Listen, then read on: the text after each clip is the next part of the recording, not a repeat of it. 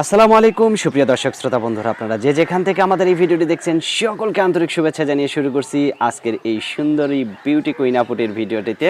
তো দেখতেই পাচ্ছেন এত সুন্দর আপুটিকে নিয়ে এসেছি, চলুন তার সাথে কথা বলি, পরিচিত হই, কেন আসছেন এই সুন্দরী মিষ্টি আপুটি ক্যামেরার সামনে। আসসালামু আলাইকুম আপু। ওয়ালাইকুম আসসালাম। কেমন আছেন আপনি? ভালো আছি। আপনার নাম কি আপু?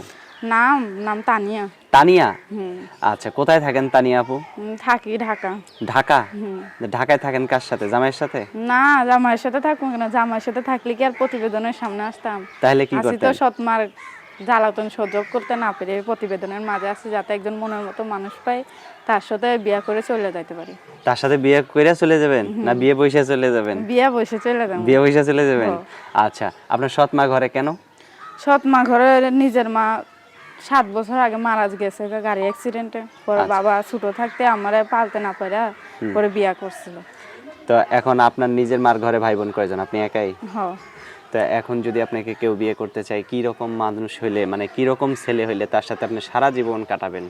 কি রকম ভাই, সারা জীবন পাশে থাকবো, দুঃখ কষ্ট দিব না, এইরকমই মনের মতন তা মানুষ আপনি চাই। আপনি যেখানে থাকেন সেখানে সেরকম ছেলে পেলে নাই? আছে ছেলে পেলে যৌতুক চায়, আর বাবা মা সৎ মা যৌতুক দেবে না দেখে বিয়া শাদিও দেয় না, বাড়িতেই রাখেন। এত সুন্দরী মানুষের আবার যৌতুক লাগে?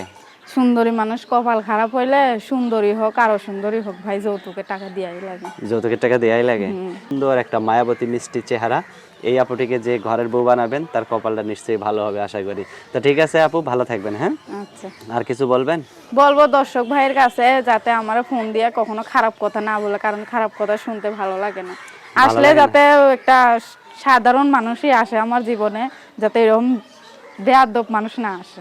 আচ্ছা, তো ঠিক আছে আপু, ভালো থাকবেন। হ্যাঁ, আচ্ছা। প্রিয় দর্শক, আপনারা ভালো থাকবেন। আজ এ পর্যন্তই, আল্লাহ হাফেজ।